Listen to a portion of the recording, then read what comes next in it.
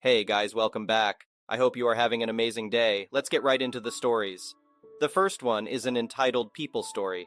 It has been years since the incident, and I can finally share my story without fear of repercussions.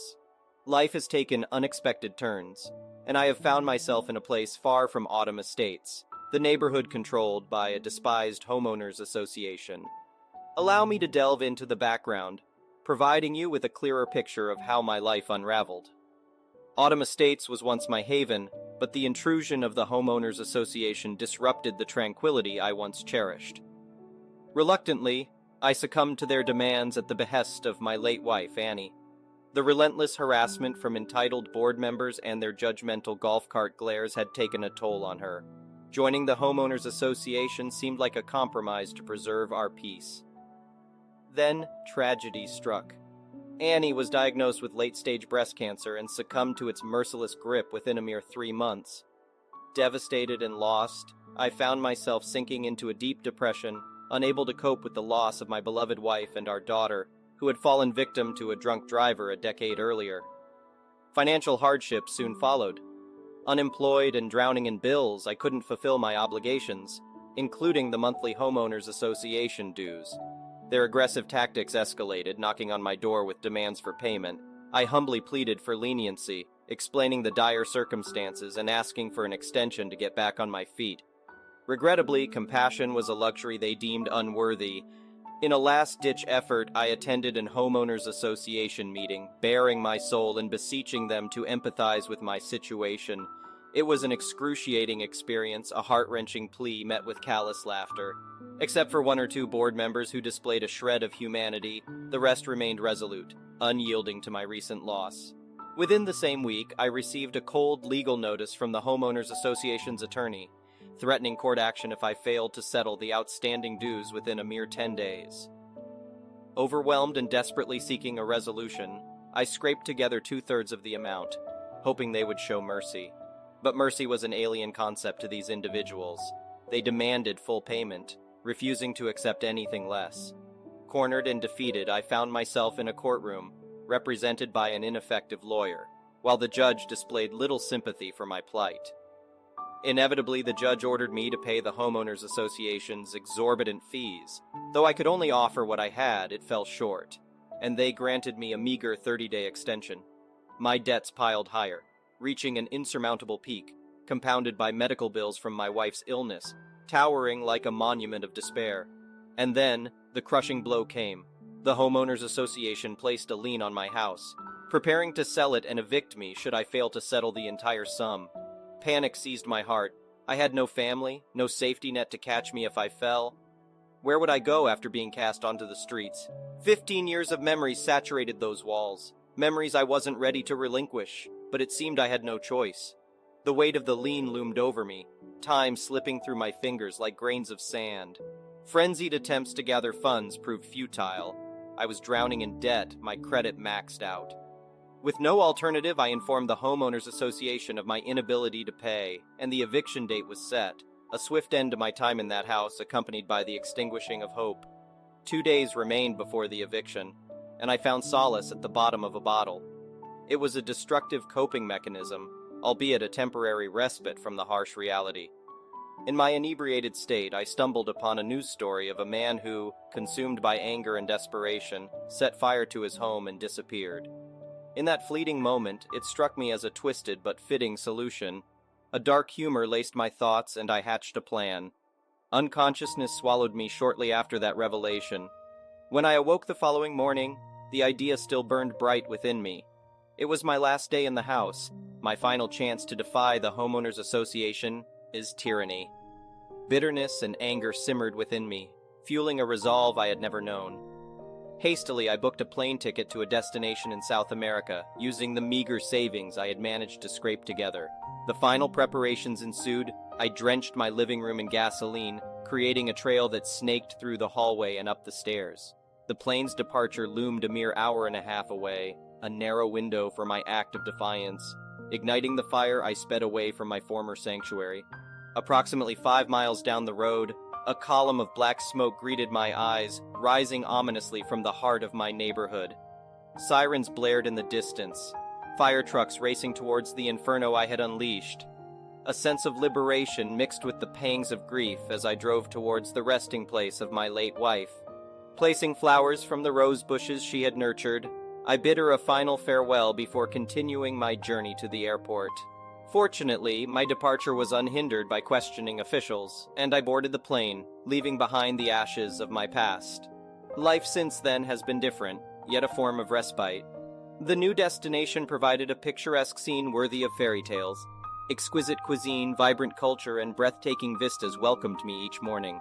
Yet, amidst the beauty, a hollow ache persists, yearning for the shared joy with my departed wife. As for the Homeowners Association, I hold no remorse for the inferno that consumed my former home. Their vindictive actions pushed me to the brink, and in that moment of desperation I chose defiance over surrender. May they reap what they have sown with the remnants of my charred and crumbling house. Update. In the aftermath of the fire, investigations were conducted, but the evidence was insufficient to pinpoint the perpetrator. The Homeowners Association, shrouded in suspicion, faced scrutiny from the community and legal authorities. Multiple lawsuits were filed against the association, revealing their predatory practices and lack of compassion. The once powerful board members crumbled under the weight of public outrage, ultimately dissolving the Homeowners Association and leaving Autumn Estates in a state of chaos and upheaval. The next one is a pro-revenge story. Background. I should start by saying that I don't live in the best area of town. But it wasn't absolutely awful until the summer began, when my next-door neighbors' teenage kids and their friends had nothing better to do than loiter around all day, be loud, and commit petty crimes. The people below my next-door neighbors had a rock thrown through their window, several neighbors had minor car damage like dents from them sitting on cars or throwing basketballs around and inevitably hitting cars. These tools would bang on people's doors for the fun of it, and often sit in a large group clogging up the only stairs up to my apartment, and be rude when I would try to step over or around them. They never stood up for a second to let me by. I should add that 2 or 3 families lived next door in a 2-bedroom unit, literally at least 12, 15 people, way over capacity. They also had friends over constantly, and would yell and scream and fight with each other all the time, luckily never too late at night though. Despite all of these nuisances, I never complained about them. Sure, it was obnoxious as hell, but I'm not really a complainer, and I wasn't losing any precious sleep. I'm a pretty easygoing tenant. I pay my rent and bills on time every month. My dog never barks, etc. The events. Unfortunately for my good neighbors and myself, their crimes escalated in severity. They actually broke into my cool downstairs neighbor's place. He caught them red-handed trying to steal his stuff. He called the cops and made a police report and everything, but somehow nothing was done. I suspect it is because he used to be cool with these neighbors and actually looked after and fed some of the kids, so he had a relationship with them and they had been in his place before. Anyway, them breaking into his place really freaked me out because my downstairs neighbor is a huge, scary-looking guy, but is actually super nice, while I am a 22-year-old girl who lives with 2 other girls my age. So if they would break into his place, I contemplated getting security cameras for my own place after my downstairs neighbor told me what happened to him and showed me his new setup. But unfortunately, before I could, that's when it happened. Days later, when I got up in the morning to go to school, my tire was completely flat. They slashed my tire. I was livid. I had never done anything to any of them. My tires are good quality tires and were brand new, literally 3 weeks old, and a gift from my dad.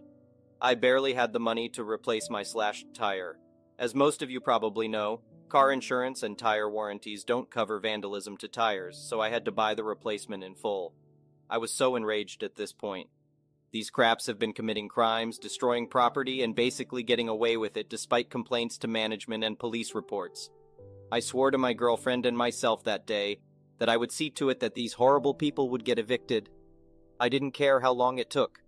I knew it was a matter of time before they did something else that would warrant it. After I filed a police report, I showed my manager the pictures of my clearly slashed tire to file a complaint. He promised if they got one more complaint of property damage, they would be out. I also got that security system I wanted. The revenge. Well, the revenge isn't the most glamorous or exciting revenge.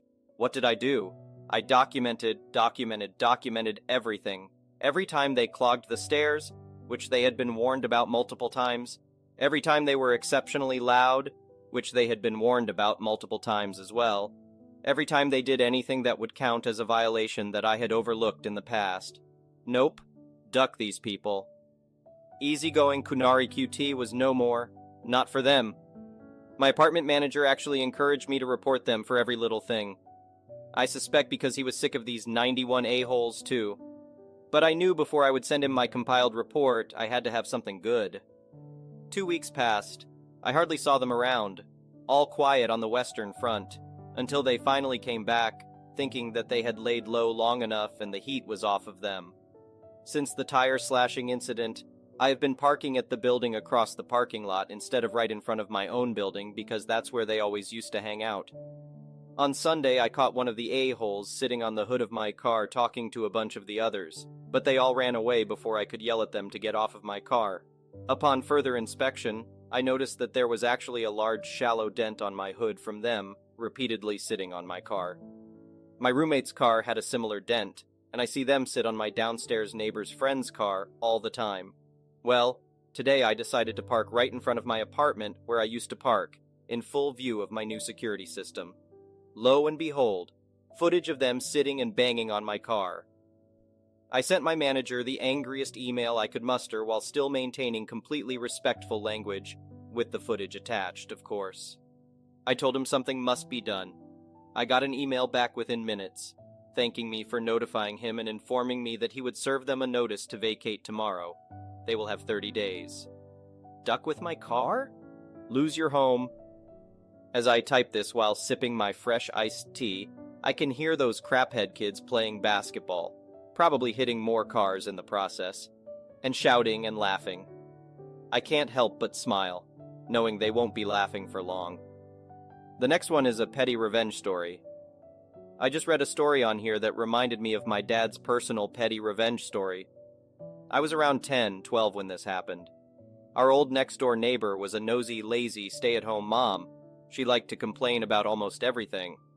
My sister, 5 years older, had friends ranging from the same age to a few years older, and they would often come to our house for most of every weekend. Sometimes it would be a couple of friends, others up to 15 or so. The neighbor, surprisingly, never complained about a bunch of teenagers being at our house every weekend, until she decided to, I guess. They never made a lot of noise. My dad worked weekends, and the number one rule was not to keep Dad awake or wake him up. This was during school holidays and summer, so my dad had the following day off. My sister had 3 friends over, and that night all they did was watch a movie. It wasn't loud, Dad couldn't hear it from our veranda. They didn't even stay late. They went home about 9:30. Just after 10 p.m., 2 cops showed up on our doorstep. A noise complaint from our next-door neighbor about a wild party. They were obviously confused, as they were greeted by a grumpy late-30s guy in a dressing gown, book in one hand, smoke in the other. Cup of tea on the table in front of him, just chilling on his veranda instead of the rager they'd been told about. Dad said, "Look, I hate the kids coming here, but tonight, 3 kids were here watching a movie. They left over half an hour ago. I don't know what she's on about." He was pissed. He didn't enjoy our house being the designated hangout place, but as Mom always said, at least we know where our daughter is. But even that night, he wasn't annoyed because it was a small group watching a movie. If it were any other night, he'd be annoyed because they could have just come over and told him if they were being too loud, but don't call the cops because they're watching a movie. Our neighbor would always have afternoon naps at 1 p.m. Her bedroom was 5 meters from our driveway, so pretty close. Our front yard was also huge. Our house was pretty small and sat on over a 1/4 acre. 2/3 of that 1/4 acre was our front yard. Well, the next day the lawn needed mowing. It being summer, our summer temps go into the 40s in Celsius. Dad would normally mow as early as possible in the most efficient way possible. It would normally take him 40 minutes. Not that day. He waited until 12:45 and then he started the mower, and did it in the most convoluted way possible. 2 hours of mowing. Then, being the responsible camper that he is, he decided it was time to count the tent pegs. They're kept in a metal army box. There are about 300 pegs in there because why not, apparently. So out to the driveway, right next to her bedroom window. One peg at a time, he took it out, stood up, and threw it full force at the driveway. Bang, clang, clash, you get the picture. One at a time, he picked them up off the driveway, stood up, and threw them full force into the metal box. Bang, clang, clash. She came out to scowl at him a couple of times, but didn't say a word. He was extra cranky that night due to the probable heat stroke, but he always had such glee when recounting the story. The next one is a petty revenge story. I'm at Walmart and hear a girl, worker 20s, nicely say, "Excuse me, ladies." I see two entitled women, 40s, talking in front of the doors that the workers use to restock the store. The entitled women look at the worker with the disdain of royalty being interrupted by a filthy peasant. The worker, with her empty supply cart, again tells the entitled bees that she needs to get through. Again, the entitled woman brushes her off with pursed lips and a dirty look. Now, I have a particular sensitivity to people mistreating workers, and these bees have disrupted my delicate sensibilities. I walk past the entitled woman, snagging one of the carts full of groceries, and I take off. It takes them a moment to notice before they pursue me. I quickly traverse the back aisle and turn the corner towards the front of the store. One of the entitled women tries to pull the cart away from me, but I make it all the way to the front of the store before letting go. I make a clean getaway and go back to get my cart. Next to the restock doors is the other woman's cart. Now, before you call me the a-hole, I'm fully aware, but these people needed to be taught a lesson, and I'm just the one compelled to step up. I grab the cart and head off to the camping section. I take the cold stuff from the cart. I needed milk and eggs anyway, so bonus. Later, I felt bad that some Walmart worker would have to restock the cart from the camping section. When I went back, the cart was gone. This happened like a year ago, and I didn't think much about it. The other day, I was at a restaurant with my extended family. One of the waitresses kept looking at me. It took me a while to put it together. When she walked past, I said, "Didn't you used to work at Walmart?" She got excited and exclaimed that she thought it was me. I had a haircut and lost some weight since then. She filled me in on the aftermath. The ladies complained to the manager that a guy tried to steal their stuff for no reason. The manager figured there was more to the story. The entitled women wanted the manager to find me and have me arrested. The worker girl told her what really happened and has since become store folklore. I told her I posted the story in Am I the A-hole and got voted the A-hole. She said, "You're not an a-hole, you're a legend." The next one is an entitled parent story. My 22F cousin, 22F, and her family have a beautiful property. Her mom would babysit me during the summers, so I basically grew up there. There are 3 houses with all of her dad's close family living there, which surrounds a big pond. There's a small boat dock, a tennis court, and a pavilion. It's surrounded by forest except for the entrance. It is a totally private property, which means that they have big signs at the front of the entrance that say, "No trespassing." There is also another street sign halfway down the road that says "No trespassing." She and her family get really annoyed when random people come walking down their property and just ignore the signs. To get to the property, you have to go down a sort of long road that goes past a few buildings. When you first turn into the road, there is a Wawa, Americans who live in NJ, Pennsylvania, DE, Maryland, or VA. Let me know if you know what that is. It's a deli shop convenience store that has amazing food and coffee, a small strip mall, and an apartment complex. I lived in that complex for about a year, which is when this took place. Sorry about the long description. I just hope that this will give you a good enough picture of the area. Now on to the story. When I moved into that apartment complex, I asked my cousin if I could walk my dog around her property. She, of course, gave me permission. One day after I was done walking my dog around the pond, I was leaving through the front gates, which again had the no trespassing signs. I saw this random woman walking with her young daughter down towards the entrance who I had never seen before. I politely asked her if she knew the family who lived there, and she said no. I then pointed at the big sign and said, "Sorry, it says no trespassing." She then gave me an annoyed face and said, "Well, you were just on their property." I replied, "Yes, I was, and I know the family. I am related to them, and they gave me permission to go down there." She said, "Well, my daughter wants to go down there. Are you saying that she can't explore?" I replied, "If it means that you are trespassing, then yes. I am saying that you and your daughter can't go exploring there." She finally gave out a big, annoyed huff and turned to her daughter and said in a very rude tone, "Sorry, honey, this lady won't let us go down there." They finally turned around and started walking back. I felt like it would be awkward if I started to walk behind them back to my apartment, so I turned around and just walked my dog around the pond one more time and then left after that. The next day, I was with my cousin and I told her about the entitled mom, and she thanked me. She said how annoyed she gets when random people show up. I can relate because I also have a property with no trespassing signs, yet people still walk down it. Honestly, it's probably the most ignored street sign in America. The next one is an entitled parent story.